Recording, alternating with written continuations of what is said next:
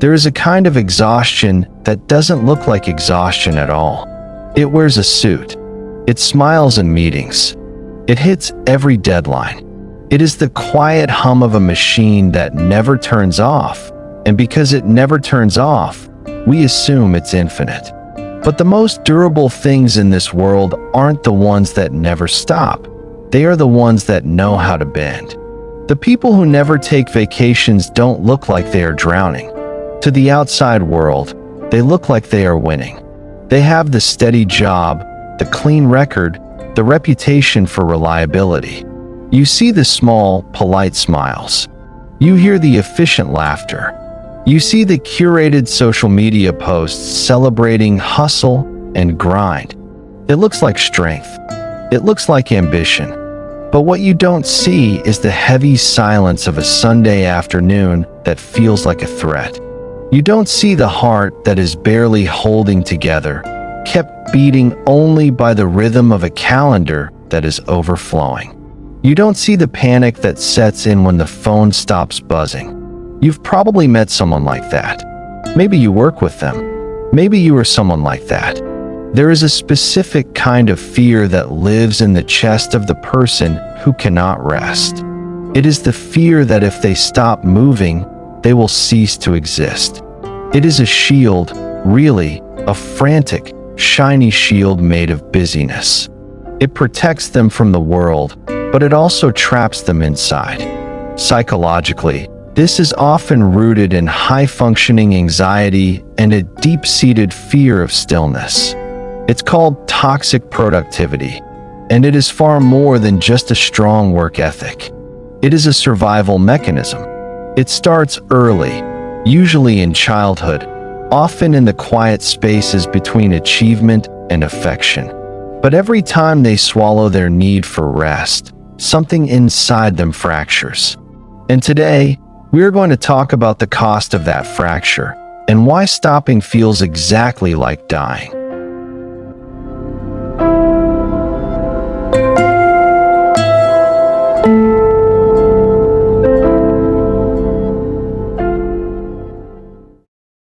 To understand this, we have to look at what rest actually represents to the person who avoids it. For most of us, a vacation is a reward. It is a pause. But for the chronic worker, rest is not an absence of labor. It is an absence of identity. Think about that for a moment. If you ask them who they are, they will tell you what they do. They are a manager. They are a founder. They are the person everyone counts on. They have outsourced their self-worth to their output. They have become human doings rather than human beings. And this is where the paradox begins. We live in a culture that worships the grind, so we enable this behavior. We call them dedicated. We call them superstars. We don't see that they are running on a fuel that is running out. But why?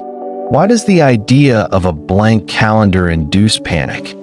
It happens because of a phenomenon psychologists call cognitive dissonance. On one level, the mind and body are screaming for sleep, for silence, for a break. The cortisol levels are spiking, the adrenal glands are tired. The body is sending emergency signals. But the conscious mind has constructed a narrative that says, I cannot stop. To stop is to fail. To resolve the tension between the body's need for rest and the mind's demand for work, the person doubles down on the work. They treat the exhaustion like an enemy to be conquered with coffee and willpower. They suppress the biological signals until they become numb to them. But you cannot numb the pain without also numbing the joy. And that is the real tragedy here. By refusing to take vacations, by refusing to step away, they aren't just avoiding work. They are avoiding life. They are avoiding the texture of living. Consider the last time you did absolutely nothing. I mean, truly nothing. No phone, no podcast, no planning, just sitting. For someone who never takes a vacation, that scenario is their version of a horror movie. Because when the noise stops, the thoughts get loud. And for many people, the thoughts that wait in the silence are not kind. They are the voices of doubt. They are the voices that say, "You are not doing enough. You are behind. You will be forgotten." The vacation is not terrifying because of the cost or the logistics. It is terrifying because it offers time. And time is the mirror that reflects who you are when you are not producing. And if deep down, you believe that you are only lovable when you are useful, then facing yourself without a task is the most frightening thing in the world. But here is the question I want you to sit with for a moment. What is the difference between living your life and just managing your survival? We often confuse motion with progress. We feel that if we are busy, we are moving forward. But the person who never stops is usually running in place. They are running to stay ahead of a debt that isn't financial. It is emotional. They are trying to pay off a debt they owe to their past. It usually starts early. You see, the psychology of the never breaker is almost always drafted in childhood. There is often a moment or a series of moments where affection was conditional. Maybe love was given when grades were high. Maybe attention was paid when chores were done. Maybe the household was chaotic, and the only way to feel safe was to be useful, to fix things, to be the responsible one. The child learns a simple, devastating equation: value equals utility. I am what I do. And the child grows up. The homework becomes a career. The chores become a mortgage. The need to be useful transforms into a desperate need to be indispensable. They take vacations? No, because if they leave for a week and the world keeps spinning and the office survives without them, the illusion breaks. They have to believe that if they aren't there, everything falls apart. It validates their existence. It proves they are needed. So they create environments where they are needed. They hoard responsibility. They refuse to delegate. They become the bottleneck, not because they want power, but because they want to feel essential. It is a silent cry for significance wrapped in the armor of overwork. And the tragedy is that they end up resenting the very life they built. They resent the job, the obligations, the people who demand their time. But they don't know how to put the burden down because they don't know who they are without the weight of it. I want you to imagine this scenario. A person finally books a trip. They fight the guilt. They fight the urge to check their email. They get to the beach. It is beautiful. The sun is shining. The ocean is vast. And they sit there, towel on the sand, and they feel nothing. Or worse, they feel panic. They feel an itch in their pocket where their phone usually is. They feel a phantom vibration. They look at the water, and instead of seeing peace, they see a waste of time. They are thinking about the 50 emails piling up. They are thinking about the opportunity cost. This is called leisure sickness. It is a real physiological and psychological response to a lack of stress. The body has become so accustomed to the adrenaline and the cortisol of the grind that when the stressors are removed, the immune system crashes or the mind creates new problems to solve. They cannot receive the gift of rest because their hands are too full of worry. Have you ever felt that? That guilt when you sit down? That feeling that you should be doing something else? That is the conditioned response of a society that has forgotten the value of being human. We have turned ourselves into appliances. We judge ourselves by our uptime. But here is the psychological reality that nobody talks about. You cannot heal a nervous system while you are actively triggering it. Recovery is not a passive process. It is an active biological requirement.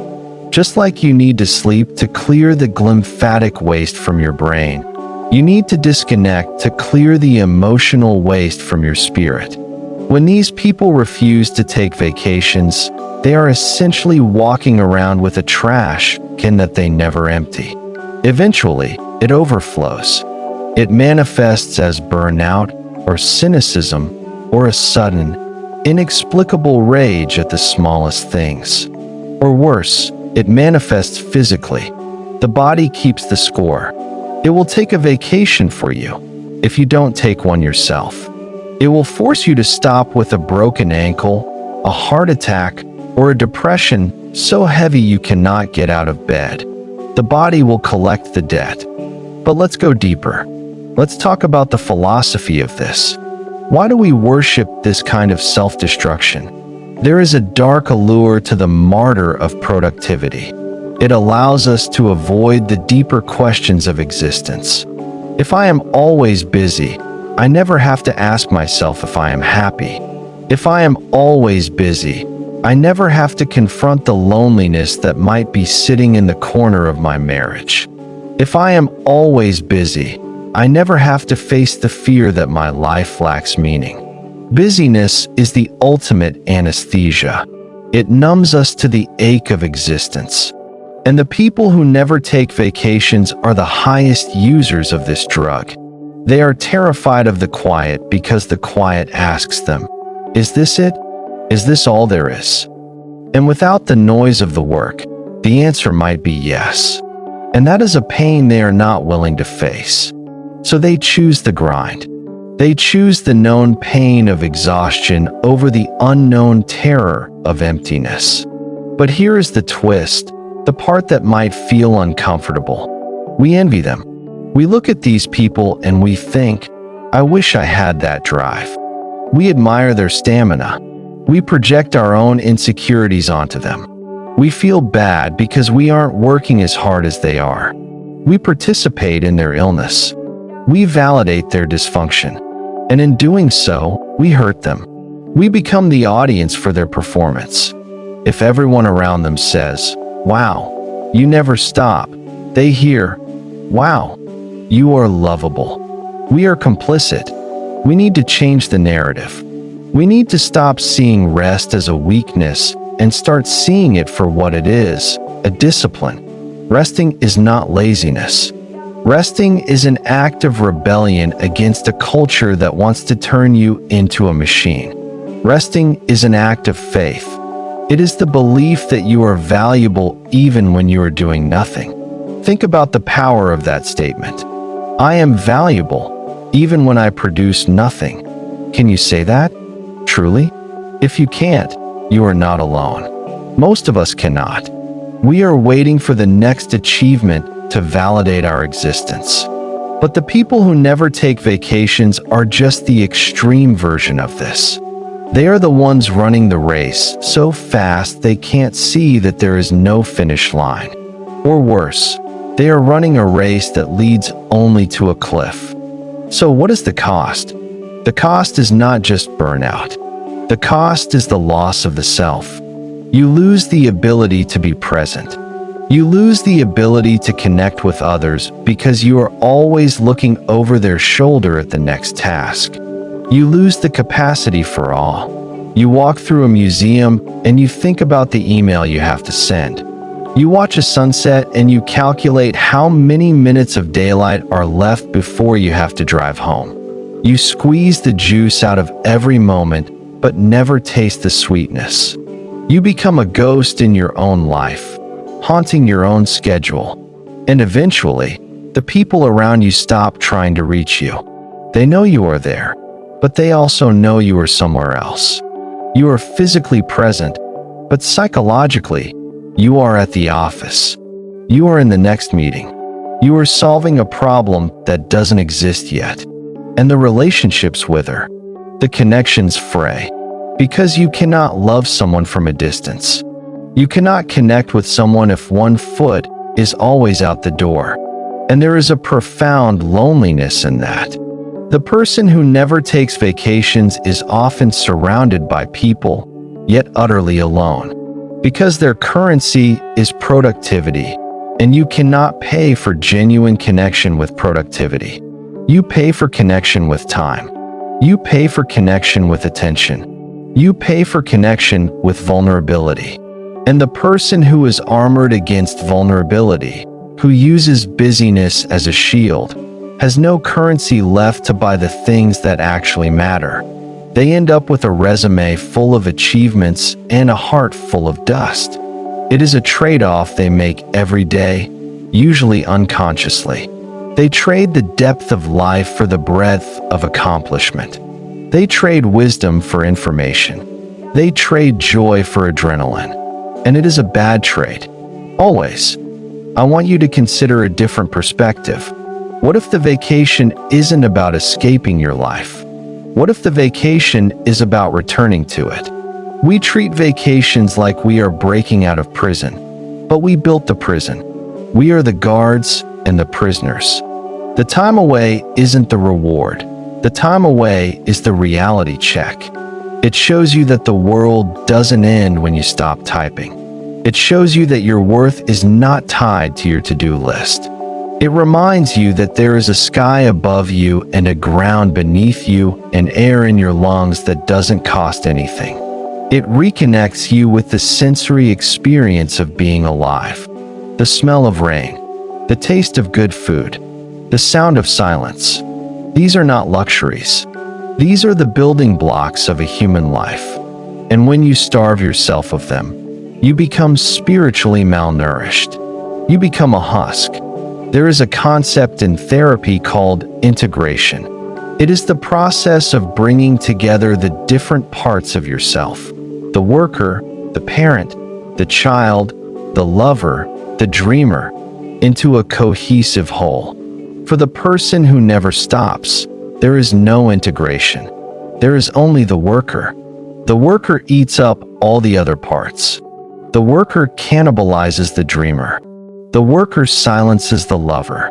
And eventually, the worker collapses because it cannot sustain the weight of a whole human soul. We are not designed to be singular. We are designed to be multifaceted. We need play. We need rest. We need boredom.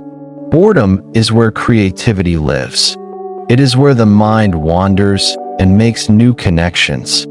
By eliminating every moment of downtime, by filling every gap with productivity, these people have inadvertently killed their own creativity. They have become efficient robots, but they have lost the spark of humanity. So how do we fix this? How do we break the cycle? It starts with permission. You have to give yourself permission to be ordinary. You have to accept that your contribution to the universe is not measured by your utility.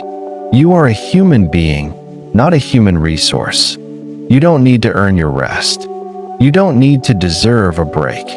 You need it because you are biological. You need it because you are mortal. It is a matter of health, not reward. But the psychological work is harder. You have to confront the fear. You have to sit in the silence and listen to the voices you've been drowning out.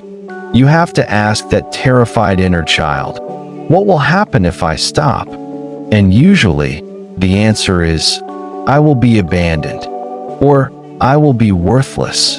And you have to be the adult in the room and say, no, you will be okay. You are loved simply because you exist. You have to rewire your nervous system to tolerate peace.